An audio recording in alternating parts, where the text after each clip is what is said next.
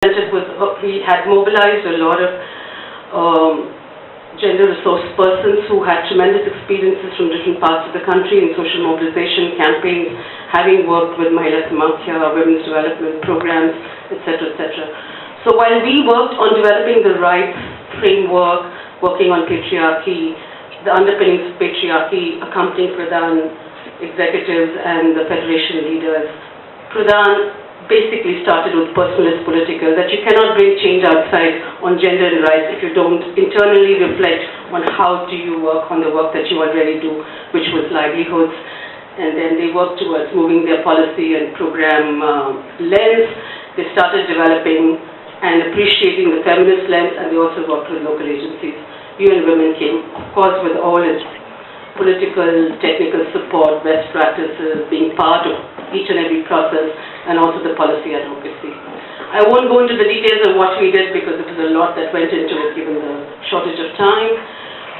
In Jaguri, we brought together, as I mentioned, experts, trainers, facilitators. We built a core group within Pradhan, and we built a core pool of community leaders, facilitators, and trainers, because the idea was that they are the change makers, and we are just a support technical agency that is undertaking, not really gender mainstreaming, I would say, because we know gender mainstreaming has met with a lot of resistance and failure, but engendering the process of change at both the policy, program, and ground levels. The institutional architecture of learning that was developed was essentially a reflective, participatory, challenging, open process at the various levels at which a lot of work was done.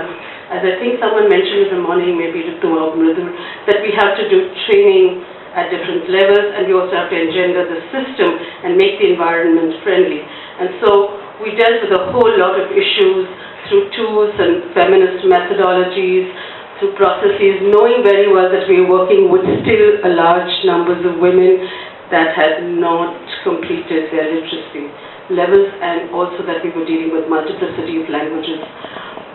Now, as we looked at what were some of the critical changes we were trying to work on in institutionalizing gender within Pradhan, I must mention at this point that Pradhan is a 32 years old organization, and so is Jaguri. So on the one hand, you had this massive experience of an organization that had worked as an NGO on advancing women's livelihoods, and we had a small organization but part of a large women's movement that had worked on violence against women and rights. And it was this partnership that was leveraging both the state and the other agencies and activists and the women's movement knowledge, especially on violence against women and the others, that we came together.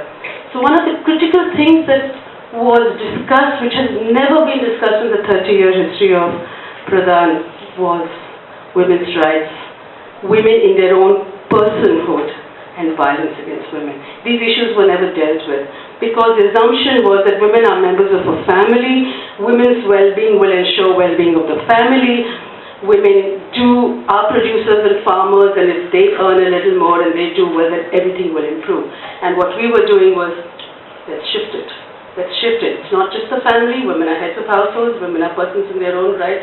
So this entire conceptual and strategic shift in how we really look at it as women who are out there, their agency, their rights, their articulation, their voice, as a very important lever of change. And within that, how they could reclaim